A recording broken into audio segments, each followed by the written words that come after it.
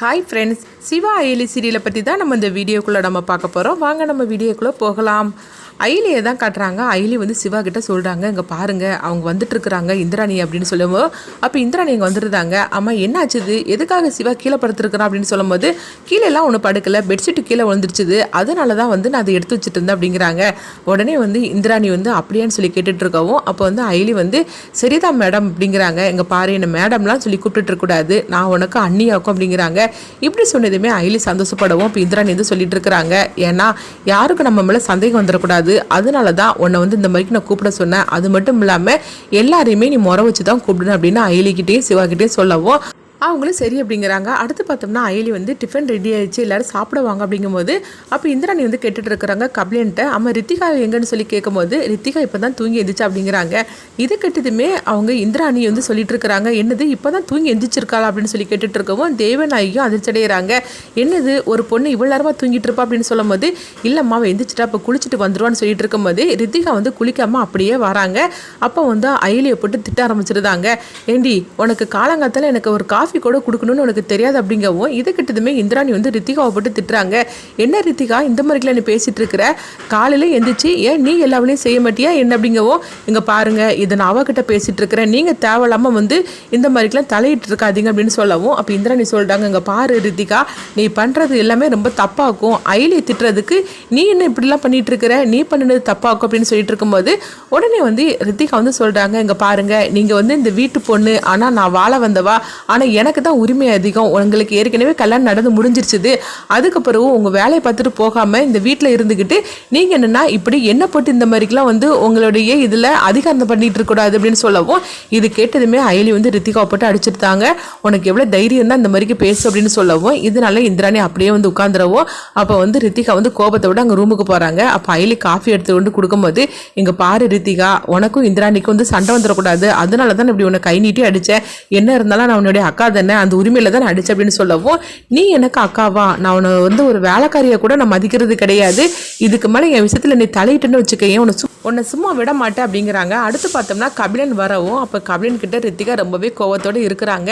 ஆமா இந்திராணி வச்சது தான் இந்த வீட்டில் சட்டமா என்ன அப்படின்னு கபிலன் கிட்ட கேட்கும்போது, அப்போ கபிலன் சொல்கிறாங்க, இங்கே பாரு இந்திராணி அக்கால தான் இன்னைக்கு இந்த குடும்பமே இந்த அளவுக்கு செல்வ செழிப்போடு இருக்குது, அதனால தான் இந்திராணி அக்காவை எதிர்த்து நாங்கள் யாருமே பேச மாட்டோம், நீயும் நான் சொல்கிறது கேளு, உனக்கு இன்னைக்கு இவ்வளோ கோவம் வருதுன்னா காலங்காலமாக நாங்கள் வந்து இதை அனுபவிச்சுட்ருக்கோன்னா எங்களுக்கு எவ்வளோ கோபம் வரும், ஆனால் என்ன பண்ணுறதுக்கு எல்லாமே வந்து அவங்க வந்து உருவாக்கின சொத்தாச்சே, அதனால தான் எல்லாருமே நாங்கள் அடங்கி போய் இருக்கிறோம், நீ இதை கொஞ்சம் புரிஞ்சுக்கோமா அப்படின்னு சொல்லவும், உடனே வந்து ரித்திகா சொல்கிறாங்க, இந்த கொட்டத்தை நான் சீக்கிரத்துலேயே நான் அடக்கிறேன் அப்படின்னு சொல்லிட்டு இருக்கவும், அடுத்தது அங்கே பார்த்தோம்னா வந்து வர்மா வந்து கபிலனுக்கு வந்து ஃபோன் பண்ணுறாங்க, இங்கே பாரு உங்கள் வீட்டில் தான் அந்த போலீஸ்காரங்க இருக்கிறாங்க அப்படின்னு சொல்லவும், இது கேட்டதுமே கபிலன் அதிர்ச்சடைகிறாங்க.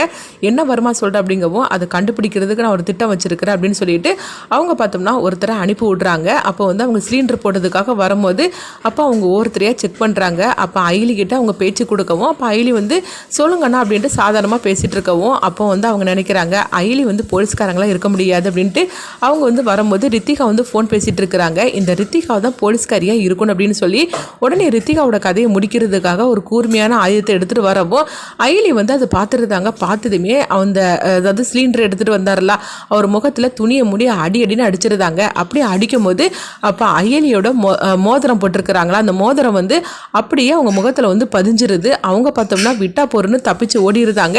அப்போ வர்மா கிட்ட அவங்க வரவோ, என்னடா இப்படி வந்திருக்குற அப்படிங்கும்போது, ஆமாங்க இந்த மாதிரிக்கு நான் அடிச்சிட்டாங்க அப்படிங்கும்போது, அது யாருன்னு சொல்லி பார்த்தேன்னு கேட்கும்போது, இல்லை என் முகத்தில் இந்த மாதிரிக்கு துணி வச்சு அதாவது துணியை மூடி அடிச்சிட்டாங்க, அதனால இது நீ யாருன்னு எனக்கு தெரியாது அப்படிங்கிறாங்க.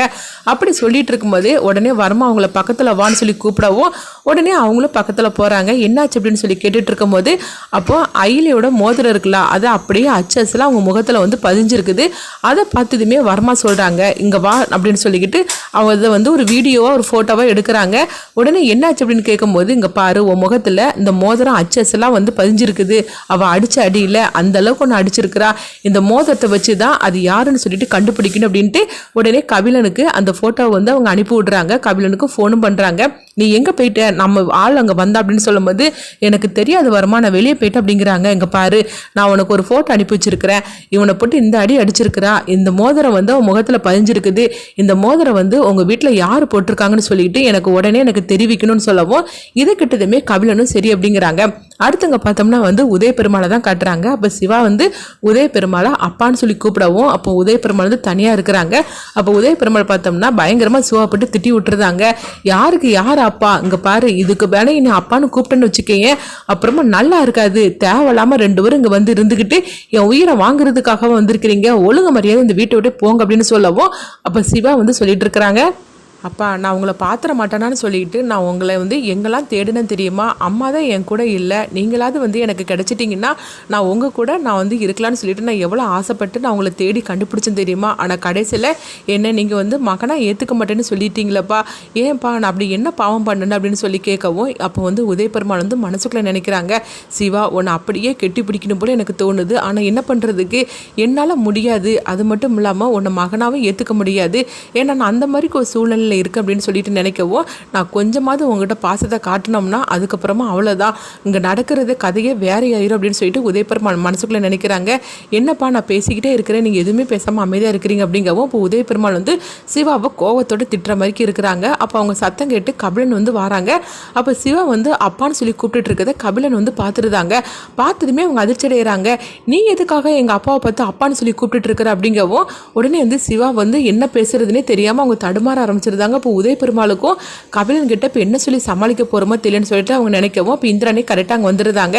அப்போ இந்திராணி சொல்கிறாங்க, ஆமாம் கபிலா, உனக்கு மட்டும் அவர் அப்பா கிடையாது, சிவாவுக்கும் அவராக தான் அப்பா அப்படிங்கிறாங்க.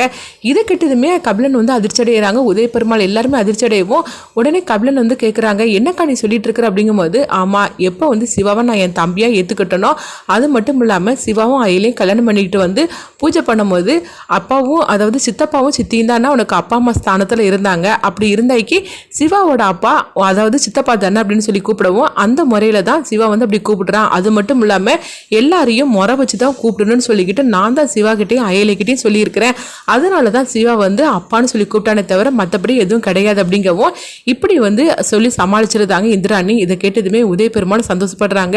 எப்படியோ இந்திராணி வந்து கபிலன் கிட்ட இந்த மாதிரிலாம் பேசி எடுத்து சமாளிச்சுட்டு அப்படின்னு சொல்லி சந்தோஷப்பட்டு இருக்கவும் அப்போ வந்து கபிலன் வந்து பார்க்குறாங்க, நீங்கள் சொல்கிறதுலாம் சரிதாங்க்கா, ஆனால் வந்து இவன் எங்கள் அப்பாவை வந்து அப்பான்னு சொல்லி கூப்பிடுறது என்னால் ஏற்றுக்க முடியாது அப்படின்னு சொல்லவும், என்ன கபில அப்படிலாம் பேசிகிட்டு இருக்கிற, அப்பான்னு சொல்கிறதுனால எதுவும் ஆக போகிறது கிடையாது அப்படின்னு சொல்லவும் உடனே கபிலன் வந்து சிவா பார்த்து முறைச்சிக்கிட்டே போகிறாங்க. இந்திராணி அக்கா ஒரு முடிவு எடுத்துட்டாக்கி அதுக்கப்புறமா நம்மளால் எதிர்த்து பேசிட முடியுமான்னு சொல்லிட்டு அவங்க நினைக்கவும் அப்போ கபிலன் நீ போ, உனக்கு வேலை இருக்கு பாரு போ அப்படிங்கவும் கபிலனும் வந்து சிவாவை பார்த்துட்டே முறைச்சிட்டே போவோம்.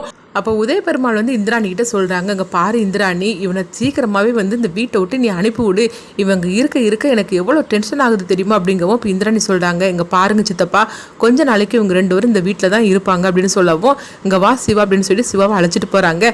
என்ன சிவா, இதை மட்டும் சித்தி பார்த்துருந்தாங்கன்னா என்ன நடந்திருக்கும் தெரியுமா அப்படின்னு இந்திராணி சொல்லவும் அப்போ வந்து சிவா வந்து சொல்கிறாங்க, என்னக்கா நீங்கள் இந்த மாதிரிக்கு பேசிகிட்டு இருக்கிறீங்க, எங்கள் அப்பா எனக்கு எத்தனை வருஷத்துக்கு அப்புறமா நான் அவரை பார்க்குறேன், அவரை பார்க்கும்போது எனக்கு அப்பா கிடச்சிட்டாருங்கிற சந்தோஷம் எனக்கு வராதா அப்படின்னு சொல்லவும் அம்மா தான் என் கூட இல்லை, அப்பாவை பார்த்ததுமே எனக்கு கிடச்சிட்டான்னு சொல்லிட்டு நான் எவ்வளோ சந்தோஷமாக இருக்கிறேன், அப்படி இருக்கும்போது நான் அவரை அப்பான்னு கூப்பிடக்கூடாது அப்படிங்கும்போது இங்கே பாரு, நீ என்ன இருந்தாலும் சரி தான், நான் சொல்கிற வரைக்கும் நீ கொஞ்சம் அமைதியாக தான் இருக்கணும் அப்படின்னு சொல்லிட்டு இருக்கிறாங்க. அடுத்ததான் என்ன நடக்க போகுதுன்னு சொல்லி நம்மளை வெயிட் பண்ணி பார்க்கலாம்.